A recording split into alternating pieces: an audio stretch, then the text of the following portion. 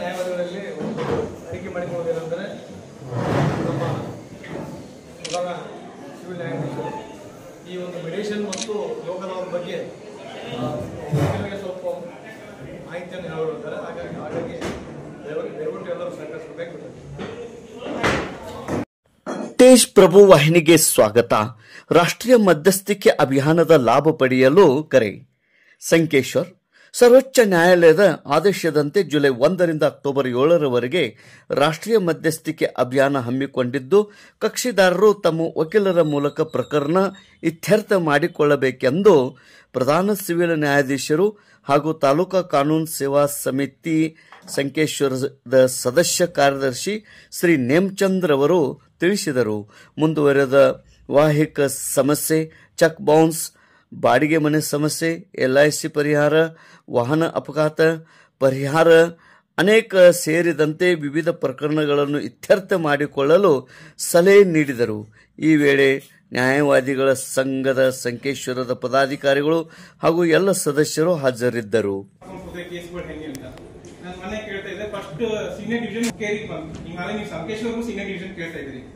Technology ಎಷ್ಟೇ develop ಆಗಲಿ ಏನೇ ಆಗಲಿ ಕೋರ್ಟ್ಗಳಲ್ಲಿ ಕೇಸ್ಗಳು ಕಮ್ಮಿ ಆಗೋದಿಲ್ಲ. ನೀವು ರಾಜಿ ಮಾಡಿಸ್ತಾ ಇದ್ರೆ ಕೇಸ್ಗಳು ಜಾಸ್ತಿ ಆಗ್ತವೆ, ಕಮ್ಮಿ ಆಗೋದಿಲ್ಲ. ಇಲ್ಲ ನಮ್ಮ ವಕೀಲರು ಚೆನ್ನಾಗಿದ್ದಾರೆ, ಅವರಿಂದ ನಾವೆಲ್ಲ ಸಂಬಂಧ ಚೆನ್ನಾಗಿದೆ ಅಂತ ನೀವು ಆದ್ರಿಂದ ನೀವು ಪಕ್ಷಗಾರರಿಗೆ ಸ್ವಲ್ಪ ರಾಜ್ಯ ಬಗ್ಗೆ ಜಾಸ್ತಿ ಹೋದಾಗ ಅವ್ರು ರಾಜ್ಯ ಆಗ್ತಾರೋ ಬಿಡ್ತಾರೋ ಸೆಕೆಂಡ್ ಪಾರ್ಟಿಗಳಿಗೆ ಟೈಮ್ ಟು ಟೈಮ್ ಅಟೆಂಡ್ ಆಗಕ್ಕೆ ಹೇಳಿ. ಹೋಗ್ಬಿಟ್ಟು ಅಟೆಂಡ್ ಆಗಿ ಅಲ್ಲಿ ಹೋಗಿ ಅವ್ರ ಜೊತೆ ಯಾರು ಮೀಡಿಯೇಟರ್ ಅವ್ರ ಜೊತೆ ಅವ್ರು ಹೇಳ್ತಾರೆ, ಅವ್ರ ಜೊತೆ ಮಾತಾಡಿ ನೀವು ಸೆಟಲ್ ಆಗ್ತಾರೋ ಬಿಡ್ತಾರೋ ಸೆಕೆಂಡರಿ. ಮೀಡಿಯೇಷನ್ ನಾವು ಕೇಳಿದಾಗ ಪಾರ್ಟಿಗಳೇ ಬರೋದಿಲ್ಲ ಅಂತ ಹೇಳಿದಾಗ ಅದು ಇದಾಗ್ತದೆ. ನಿಮ್ಮ ವಕೀಲರಿಗೆಲ್ಲ ಲೋಕದಲ್ಲಿದೆ, ನಮಗೆಲ್ಲ ಆಗಲೇ ಗೊತ್ತಾಗಿರ್ತದೆ ರೇಟು, ಅದಕ್ಕೆ ಸಹಕರಿಸಬೇಕಂತ ಕೇಳ್ತೀವಿ. ಮತ್ತಿದು ಹೇಳ್ತಿರೋದಂದ್ರೆ ಮೀಡಿಯೇಷನ್ ಬಗ್ಗೆ ಸ್ಪೆಷಲ್ ಡ್ರೈವ್ ಅಂತ ಮಾಡಿದ್ದಾರೆ 2 ತಿಂಗಳು. ಎಲ್ಲ ನೀವು ಮುಖ್ಯ ಬಂದಿರೋ ಸರ್ಕ್ಯುಲೇಷನ್ ಆಗಿರಬೇಕು. ಜುಲೈ, ಆಗಸ್ಟ್, ಸೆಪ್ಟೆಂಬರ್ ತಿಂಗಳಲ್ಲಿ ಯಾವ ಜಾಸ್ತಿ ಕೇಸಸ್ನ ಮಾಡಿ ಅದು ಇದು ಮಾಡ್ಕೊಳ್ಳೋಣ ಅಂತ. ಜೊತೆಗೆ ಪರ್ಮನೆಂಟ್ ಲೋಕದ ಬಗ್ಗೆ ಪಬ್ಲಿಸಿಟಿ ಮಾಡಿ ಅಂತ ಕಾಯಂ ಲೋಕದಲ್ಲಿದೆ ಬೆಳಗಾವಿಯಲ್ಲಿ 2007ರಿಂದ ಫಂಕ್ಷನ್ ಮಾಡ್ತಾ ಇದ್ದೀವಿ. ಅದ್ರ ಬಗ್ಗೆ ಸ್ವಲ್ಪ ಹೇಳಿ ಎಲ್ಲರಿಗೂ, ಅದ್ರ ಬಗ್ಗೆ ಜನರಿಗೆಲ್ಲರಿಗೂ ಮಾಹಿತಿ ಕೊಡಿ ಅನ್ನೋ ಕಾರಣಕ್ಕೆ ಇದ್ರ ಬಗ್ಗೆ ಹೇಳ್ತಾ ಇದ್ದೀವಿ. ಪರ್ಮನೆಂಟ್ ಲೋಕದ ಬಗ್ಗೆ ಯಾಕಂದ್ರೆ ಅದು ಲೀಗಲ್ ಸರ್ವಿಸ್ ಅಥಾರಿಟಿ ಆಕ್ಟ್ ಪ್ರಕಾರ ಎಸ್ಟಾಬ್ಲಿಷ್ ಆಗಿದೆ. ಪರ್ಮನೆಂಟ್ ಲೋಕದಲ್ಲಿ ಪ್ರೀ ಲಿಟಿಗೇಷನ್ ಕೇಸಸ್ ನ ಡಿಸೈಡ್ ಮಾಡ್ತಾರೆ. Example transport cases, banking, insurance claims, postal ಅಲ್ಲಿ ಡಿಲೇ ಆಗಿರ್ತವೆ, ನಿಮ್ಗೆ RPD ಬಂದಿರಲ್ಲ, ಪಾರ್ಸಲ್ ಬಂದಿರಲ್ಲ, ಕಳೆದು ಹೋಗಿರ್ತಾರೆ, ಡ್ಯಾಮೇಜ್ ಆಗಿರ್ತವೆ, ಇಂತಹ ಸಂಬಂಧಪಟ್ಟಿದೆ ಪೋಸ್ಟಲ್ ಡಿಪಾರ್ಟ್ಮೆಂಟ್ ಸಂಬಂಧಪಟ್ಟ ಕ್ಲೇಮ್ಸ್. ಮತ್ತೆ ಎಲೆಕ್ಟ್ರಿಸಿಟಿ, ವಾಟರ್ ಬಿಲ್ಸ್, ಇಂಥವು ಅಂದ್ರೆ ಪಬ್ಲಿಕ್ ಯುಟಿಲಿಟಿ ಸರ್ವಿಸಸ್ ಯಾವ್ಯಾವ ಇದಾವೆ ಅದ್ರ ಬಗ್ಗೆ ಪರ್ಮನೆಂಟ್ ಲೋಕದಲ್ಲಿ ಡೀಲ್ ಮಾಡ್ತಾರೆ. ಪ್ರೈವೇಟ್ ಪಾರ್ಟಿಷನ್ಸ್ ಅಂತ ಮಾಡೋದಿಲ್ಲ. ಮತ್ತೆ ಕ್ರಿಮಿನಲ್ ಆಫೆನ್ಸಸ್ ಕೇಳ್ತಾ ಇದ್ದಿಲ್ಲ, ಕ್ರಿಮಿನಲ್ ಆಫೆನ್ಸಸ್ ಯಾವುದು ಮಾಡೋದಿಲ್ಲ, ಬರೀ ಪಬ್ಲಿಕ್ ಯುಟಿಲಿಟಿ ಸರ್ವಿಸ್. ಸೊ ಈಗ ಮೋಸ್ಟ್ಲಿ ನಾವೆಲ್ಲ ನೋಡ್ತೀವಿ ಬ್ಯಾಂಕ್ ಕೇಸಸ್ ಭಾಳ ಇರ್ತವೆ. ಸೊ ನೀವು ಅವಾರ್ಡ್ ತಗೊಂಡ್ಬರ್ತೀವಿ, ಅದ್ರ ಬಗ್ಗೆ ಪರ್ಮನೆಂಟ್ ಲೋಕದೊಳಗೆ it is same as a degree. ಮತ್ತು ಪರ್ಮನೆಂಟ್ ಲೋಕದೊಳಕ್ಕೆ ಆಸ್ ಪರ್ ಸೆಕ್ಷನ್ 22B ಪ್ರಕಾರ it has same powers as civil code. Civil code ನಮ್ಮ ಸಿವಿಲ್ ಕೋಡ್ ಏನೇನು ಪವರ್ಸ್ ಇದೆ, ಸಮನ್ಸ್ ಮಾಡೋಕ್ಕೆ ಏನೇನಿದೆ ಅದ್ರ ಪ್ರಕಾರ ಅದಕ್ಕೂ ಪವರ್ಸ್ ಇದೆ. ಮತ್ತು ಅದರ ಅವಾರ್ಡ್ ಈ ಸೇಮ್ ಆಸ್ ಡಿಗ್ರಿ. ಲೋಕದಲ್ಲಿ ಹೆಂಗೆ ಡಿಗ್ರಿ ಮಾಡ್ತಾರೆ ಹಂಗೆ ಡಿಗ್ರಿ ಹಂಗೆ ಎನ್ಫೋರ್ಸ್ ಮಾಡ್ತಾರೆ. ನೀವು ಡಿಸೈಡ್ ಮಾಡೋದು ಅವ್ರ ಪಾರ್ಟಿಗಳನ್ನೆಲ್ಲ ಹೇಳ್ಕೊಡ್ತಾರೆ, ನಿಮ್ದು ಯಾವ್ದೆಲ್ಲ ಇದೆ ಮುಗಿಸ್ಕೋಬಹುದು. ಮತ್ತೇನು ನಿಮ್ಮ ಅವ್ರವ್ರ ಮಧ್ಯೆ ಇರೋ ಸಂಬಂಧ ಎಲ್ಲ ಚೆನ್ನಾಗಿ ಇಟ್ಕೋಬಹುದು. ಯಾಕಂದ್ರೆ ಅಣ್ತಮ್ರ ನಡುವೆ ಪಾರ್ಟಿಷನ್ ಸೂಡ್ಸಲ್ಲ, ಅಣ್ತಮ್ರ ಅತ್ಯಂತ ನಡುವೆನೆ ರಾಜ್ಯ ಬರ್ತದೆ.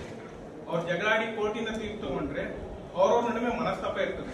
ಅದೇ ರಾಜ್ಯ ಏನ್ ಮಾಡಿದ್ರೆ ಒಂದು ಕುಟುಂಬ ಇದ್ದಾಗ್ತದೆ. ಅದ್ ನೀವು ಅವ್ರಿಗೆಲ್ಲ ಹೇಳ್ಬೇಕು, ಸಂಬಂಧಕ್ಕಿಂತ ಮಿಗಿಲಾದೇನಿಲ್ಲ, ಕಷ್ಟ ಕಾಲದಲ್ಲಿ ಬರೋದೇ ಸಂಬಂಧಿಕರು.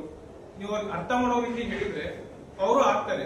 ಎಲ್ಲರಿಗೂ ಚಿಕ್ಕವರಿಂದ ದೊಡ್ಡವರಾಗೋ ಮಟ್ಟ ಪ್ರೀತಿ ಇದ್ದೇ ಇರ್ತದೆ. ಮುಂದೆ ಹಣಕ್ಕೋಸ್ಕರ ಅವ್ರ ಮಧ್ಯೆ ಬೇರೆ ಯಾರು ಕಿವಿ ಚುಚ್ಚಿರ್ತಾರೆ, ಅದಕ್ಕೆ ವ್ಯಾಜ್ಯಗಳು ಬರ್ತವೆ. ಹಾಗೆ ಅಣ್ತಂದ್ರೆ ಯಾರು ಜಗಳ ಆಡೋದಿಲ್ಲ.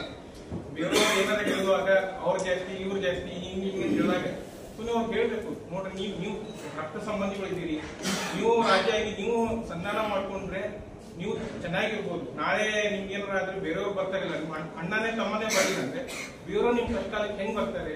ನೀವು ಪಾರ್ಟಿಗಳವ್ರಿಗೆಲ್ಲ ಹೇಳ್ಬಿಟ್ಟು ಪಾರ್ಟಿಷನ್ ಸುಡ್ಕೊಳ್ಳಿ ಏನಾಗಿ. ಯಾಕಂದ್ರೆ ನಮ್ಮ ಇಂಡಿಯಾದಲ್ಲಿ ವ್ಯಾಲ್ಯೂ ಕೊಡೋದೇ ನಮ್ಮ ಸಂಪ್ರದಾಯ ಸಂಬಂಧಗಳಿಗೋಸ್ಕರನೇ. ಅದನ್ನ ನೀವು ಅವ್ರಿಗೆ ಅರ್ಥ ರೀತಿ ಹೇಳ್ಬಿಟ್ಟು ಮಧ್ಯಸ್ಥಿಕೆಗಳಲ್ಲಿ ಲೋಕದಳದಲ್ಲಿ ಇಂಥ ಸೂಟ್ಗಳನ್ನ ರಾಜಿ ಮಾಡ್ಕೋಕ ಅವ್ರಿಗೆ ಹೇಳ್ಬೇಕು. ಈ ಒಂದು ಸಭೆಯು ನ್ಯಾಯವಾದಿಗಳ ಸಂಘ ಸಂಕೇಶ್ವರದ ಸಭಾಭವನದಲ್ಲಿ ನಡೆಯಿತು. ಪ್ರಮುಖ ಉಪಸ್ಥಿತಿ ಶ್ರೀ ನೇಮಚಂದ್ರ ಪ್ರಧಾನ ಸಿವಿಲ್ ನ್ಯಾಯಾಧೀಶರು Sankeshwar, app ಶ್ರೀರಂಗ್ Kulkarni, app Santosh Hiremath, PY Gasti ನ್ಯಾಯವಾದಿಗಳ ಸಂಘದ ಅಧ್ಯಕ್ಷರು, ಉಪಾಧ್ಯಕ್ಷರಾದ ಪ್ರವೀಣ್ ಗಡ್ಕರಿ, ಕಾರ್ಯದರ್ಶಿ ಸಂತೋಷ್ ಪಾಟೀಲ್, ಜಂಟಿ ಕಾರ್ಯದರ್ಶಿ ಅನಿಲ್ ಬಂಬಲ್ವಾಡಿ, ಖಜಾಂಚಿ ಕನಕಾ ಮಿರ್ಜಿ ಮೇಡಮ್, ಮಹಿಳಾ ಪ್ರತಿನಿಧಿ ರೂಪಾ ಮಠಪತಿ ಹಾಗೂ ಕಿರಿಯ ನ್ಯಾಯವಾದಿಗಳು ಹಾಗೂ ಎಲ್ಲ ಸಿಬ್ಬಂದಿಯವರು ಉಪಸ್ಥಿತರಿದ್ದರು. ತೇಜ್ ಪ್ರಭು ನ್ಯೂಸ್, ಸಂಕೇಶ್ವರ್. ಇದು ಸಹಿತ ನಮ್ಮ ಭಾರತಕ್ಕೆ ಚಿರಪರಿಚಿತ. ಮೂಲತಃ ಅತ್ನಿಯವರು ಅವರು ಬೆಳಗಾವಿ ಬಾರ್ ಅಸೋಸಿಯೇಷನ್ನಲ್ಲಿ 2008ರಿಂದ ತಮ್ಮ ವಕೀಲ ವೃತ್ತಿಯನ್ನು ಪ್ರಾರಂಭ ಮಾಡಿದರು. ಅವ್ರಿಗೆ ವಿಶೇಷವಾಗಿ ನಾವೆಲ್ಲರೂ ಶ್ರೀನ ಅಂತ ಕರಿತು, ಶ್ರೀ ಕುಲಕರ್ಣಿ ಅಂತ ಚಿರಪರಿಚಿತರು. ಅವರು ಬೆಳಗಾವಿ ನಮ್ಮ 7ನೇ ಹೆಚ್ಚುವರಿ ಜಿಲ್ಲಾ ನ್ಯಾಯಾಲಯ ಚಿಕ್ಕೋಡಿಗೆ ಅದಕ್ಕಿಂತ ಪೂರ್ವದಲ್ಲಿ ನಾವು ಸಾಕಷ್ಟು ಇಲ್ಲದ ವಕೀಲರು ಅವ್ರಿಗೆ ನಮ್ಮ ಕೇಸ್ಗಳನ್ನು ರೆಫರ್ ಮಾಡ್ತೀವಿ. ಒಳ್ಳೆಯ ಪ್ರಾಕ್ಟೀಸ್ ಇತ್ತು. ಆದರೆ 2023 ಸಹಾಯಕ ಸರ್ಕಾರಿ ಅಭಿಯೋಜಕರಾಗಿ ನಿಯುಕ್ತರಾಗಿ ಹೊಳಲ್ಕೆರೆಯಲ್ಲಿ, ಚಿತ್ರದುರ್ಗದ ಹೊಳಲ್ಕೆರೆಯಲ್ಲಿ ಕೆಲಸವನ್ನು ಮಾಡಿ ಈಗ ಇತ್ತೀಚೆಗೆ ಇಲ್ಲಿ ವರ್ಗಾವಣೆ ಬಂದಿದ್ದಾರೆ.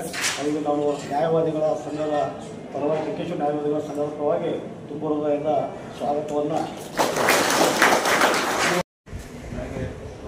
ಸಪೋರ್ಟ್ ಮಾಡಿದ್ರಿ. ಧನ್ಯವಾದಗಳು. ಸಂಕೇಶ್ವರ ಬಾರ್ ಅಂದ್ರೆ ನನಗೊಂದು ಭಾವನಾತ್ಮಕ ಸಂಬಂಧ. ಯಾಕಂದ್ರೆ 2008ರಲ್ಲಿ ನಾನೇನು ಪಾಸ್ಔಟ್ ಆದೆ. ನಿಮ್ಗೆಲ್ಲ ಗೊತ್ತಿರೋರಿಗೆ ದಯಾನಂದ ಪಟ್ಟಿಯವರು ಇದೇ ಬಾರಿಂದ ಬಂದರು. ಅವ್ರ ಕಡೆ ನಾನು ಜೂನಿಯರ್ಶಿಪ್ ಆಗಿ ಒಂದು ಸೇರಿದೆ. ಅಲ್ಲಿಂದು ನನಗೆ ಸಂಕೇಶ್ವರ ಬಾರಿಂದ ಒಂದು ಅವಿನಾಭಾವ ಸಂಬಂಧ ಅಲ್ಲಿಂದ ಹೆಚ್ಚಿದೆ. ನಾನು ಎಷ್ಟೋ ಸರಿ ಹಳೆ ಕೋರ್ಟಿದಾಗ ಬಂದಿದ್ದೀನಿ, ನಿಮ್ಮ ಜೊತೆನೇ ನನಗೆ ಕೇಸ್ ನಡೆಸಿದ್ದೀನಿ. ಮತ್ತು ನಾ ಈಗ ನಮ್ಮ ಉಪಾಧ್ಯಕ್ಷರಿಗಾಗಲಿ ಮತ್ತು ನಮ್ಮ ಕನ್ನಿಂಗ್ ಸರ್ಗಾಗಲಿ ಹೇಳ್ತಿದ್ದೆ, in case Chikkodi DJ court ಹೋಗ್ತಿದ್ದಿಲ್ಲ ಅಂತಂದ್ರೆ ನಾನು ಯಾವಾಗಲೂ ಎಪಿಪಿ ಆಗತ್ತಿದ್ದಿಲ್ಲ ಅಂತ ಹೇಳಿ. ಇಷ್ಟು ನಮ್ಮ ಸಂಕೇಶ್ವರ ಬಾರಿಂದ ನನಗೆ ಫೀಡಿಂಗ್ ಇತ್ತು. ಇಷ್ಟು ನೀವೆಲ್ಲ ಕೇಸ್ ಕೊಡ್ತಿದ್ರಿ. ಇದೇ ಸಂಬಂಧನ ಈಗ ಮತ್ತೊಂದು ರೀತಿಯ ಮುಂದುವರ್ಸೋಣ. ನಿಮ್ಮೆಲ್ಲರೂ ಸಹಕಾರ ನನಗೆ ಬೇಕು.